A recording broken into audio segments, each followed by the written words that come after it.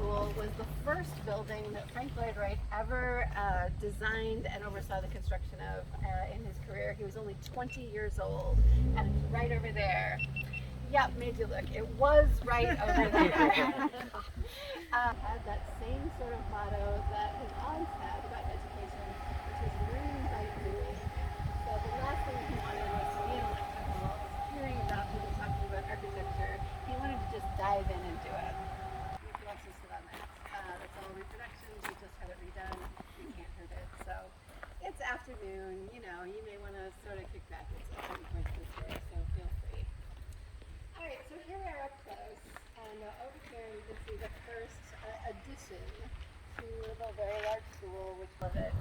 Some of you may have heard of this company in Chicago. They were a very big deal right around the turn of the century. Louis Sullivan would actually be known later as the father of the skyscraper. So he was doing really cutting-edge work, and that was exactly where Mr. Wright wanted to be. But at the time, it was a pretty big deal. Not only is it a big aesthetic shift, it's also kind of a trick of engineering because we're not used to having all of that weight resting on beams of glass. The reason that he wanted these huge walls and windows was once again to bring the outside in and make sure that while you were inside the building, you were still able to celebrate the natural light.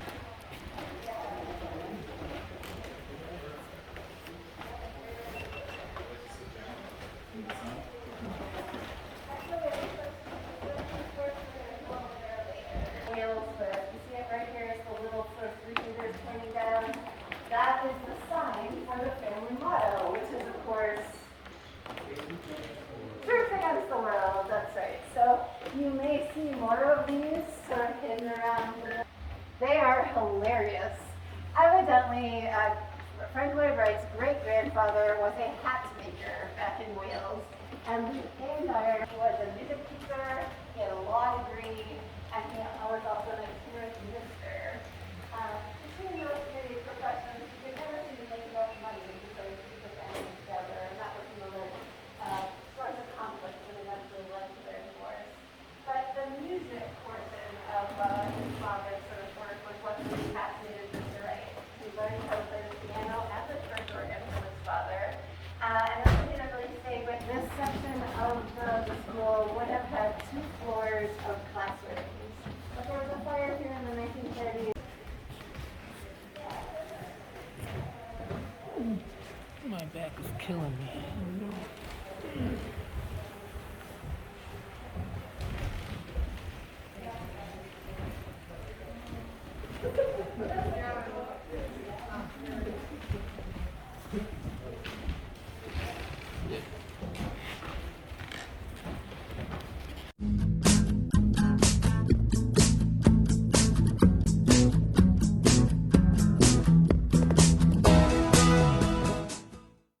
Additional classrooms that was added on in 1903. This was a science classroom. Yes? I have a question. Do any of the buildings got insulation that they actually used anymore? Yes, not a line studio. Now we left that second edition and we're into the third edition of the building. This was, again, designed in 1932, built by the students as part of the architectural program. On the outside of this hall, there are dorm rooms that are actually pre-built, so some of those lucky students got an actual dorm room and didn't have to sort of fight with chickens over where they were going to live. Because Mr. Wright and the students were constantly trying out new things, getting ready to put them into new commissions. And one of those sort of rough drafts is right here in the floor. You take a look at the unusual wood bearing. Can you guess what this is made out of? Plywood. Yeah, we love plywood. It's like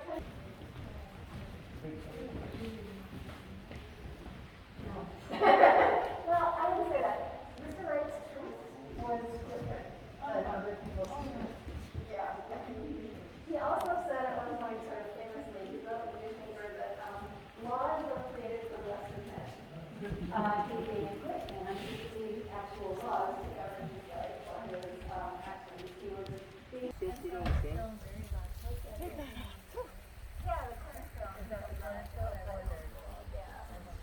yeah, brushing the hill right over here, up the hill, under the trees.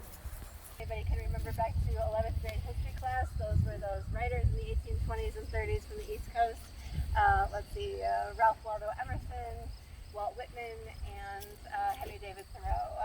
They believed that you could see God in the natural world, that nature was sort of the highest expression of.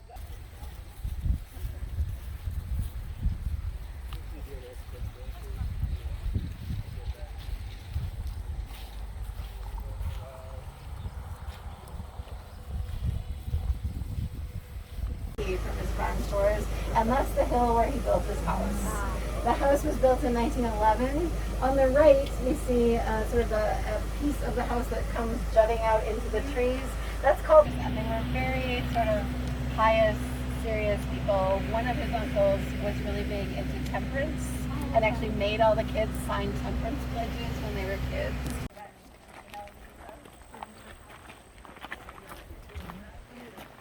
Did you get it? I got it.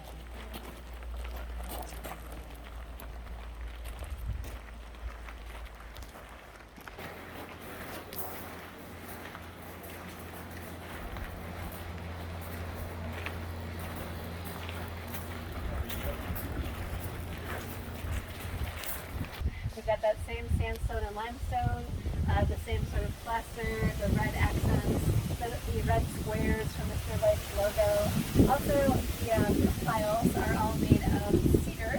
Mr. Wright knew that would gray over time and sort of blend in with the natural environment of the woods. You're sitting in the tea circle, which was added in 1915.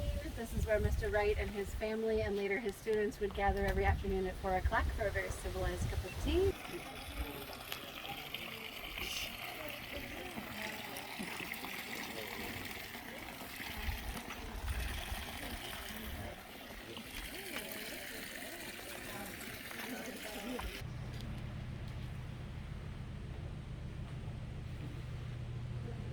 Is he a short guy?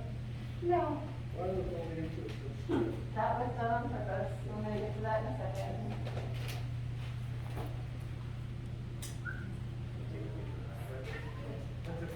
Come on in. The last person here, could you please close that outer door?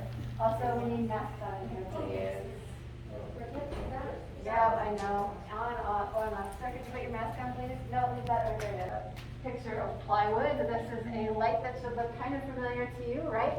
This looks a little bit like those light fixtures that were in the dining room. Of course, this is the floor lamp version. These pieces of plywood right over here are removable, and each of these petals can be rearranged so that you direct the light exactly where you want it to go. Similarly, there are some shutters over here that do the same thing on either side of the fireplace. They also direct the light exactly where we want it to go. Now notice that the triangular shutter there is actually hinged so that when it's open, it doesn't break that beautiful vertical line. Art prints that he collected from the time of about 1905 on into 1920, a lot of them were flammable and they disappeared in the fires. The other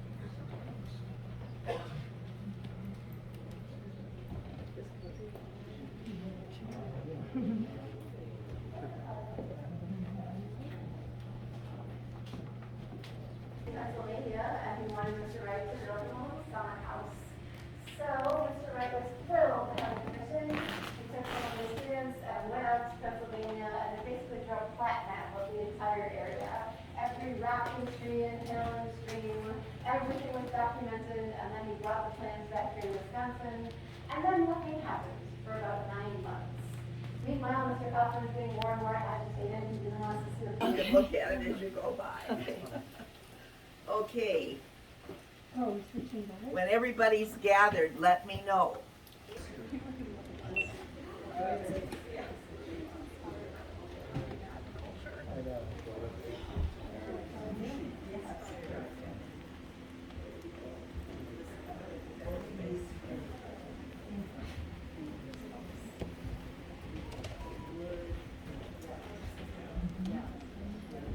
Oriental rug.